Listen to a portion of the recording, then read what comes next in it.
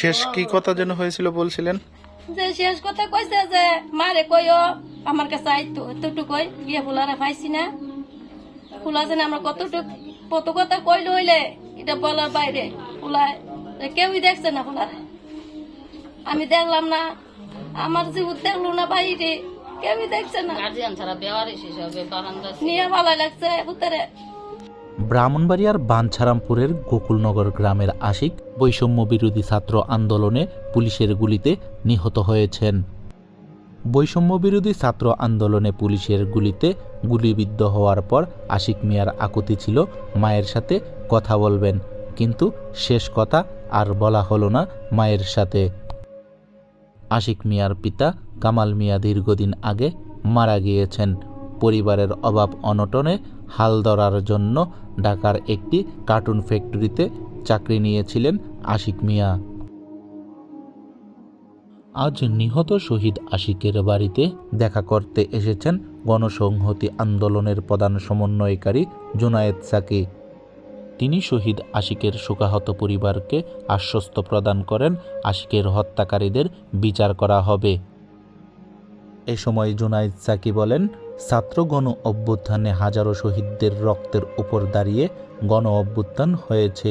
এই আন্দোলনে যারা শহীদ হয়েছেন তাদের পূর্ণ তালিকা এখনো তৈরি হয়নি। ফ্যাসিস্ট হাসিনা সরকারের গুন্ডা বাহিনী পুলিশ বাহিনীকে দিয়ে অনেক ছাত্রকে হত্যা করেছে। এই শহীদ ছাত্রদের রক্তের বিনিময়ে ফ্যাসিস্ট সরকারকে আমরা উচ্ছেদ করতে সক্ষম হয়েছি। এখন বাংলাদেশে গণতান্ত্রিক কাঠামো নির্মাণের পালা।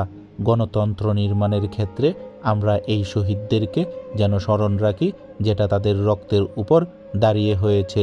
তরুণরা জীবন দিয়েছে নতুন একটা বাংলাদেশের জন্য।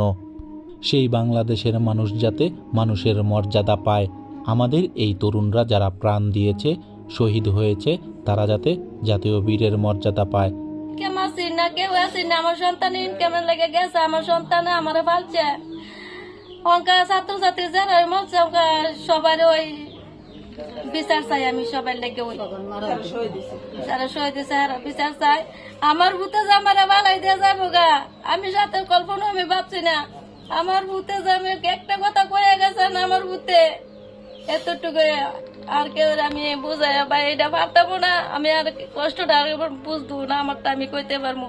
আমরা কষ্টে সংসারের কারণে আমার বাইরে ওই জায়গায় একটা ফ্যাক্টরির ভিতরে লাগাইছিলাম।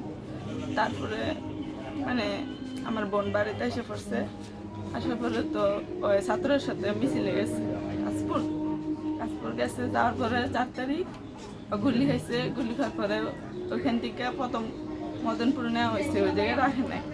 তারপরে ঢাকা মেডিকেলে নিয়ে গেছে, তো ওই জায়গায় 5 তারিখ মারা গেছে।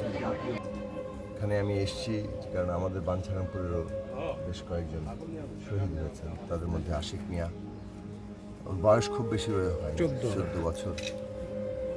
লেখাপড়া করতো, কিন্তু প্রয়োজনের কারণে একটা কাজে ঢুকেছিল, চাকরিতে ঢুকতে বাধ্য হয়েছিল কাশপুরের ওই এলাকায়। সেখানে সে তার বোনের সাথে থাকতো। 4 তারিখে আন্দোলনে যে জোয়ার তৈরি হয়েছিল সেখানে সেও নেমে গিয়েছিল এবং এই ফ্যাসিস্ট সরকারের গুন্ডা বাহিনী, তাদের যে পুলিশ বাহিনী, তারা গুলি করে হত্যা করেছে। 5 তারিখে হাসপাতালে সে মৃত্যুবরণ করে। তো এইরকম শহীদের রক্তের উপর দাঁড়িয়ে আজকে আমাদের এই গণ অভ্যুত্থান। জনগণ যে দীর্ঘদিন ধরে একটা ফ্যাসিস্ট শাসনের জাতাকলে ছিল, তাকে আমরা উচ্ছেদ করতে সক্ষম হয়েছি। আজকে এইরকম একটা বাংলাদেশ গড়ার জন্য আমাদেরকে ঐক্যবদ্ধ থাকতে হবে এবং এইখানে যারা অতীতে অপরাধী, যারা হত্যাকারী, তাদের বিচার আমরা চাই।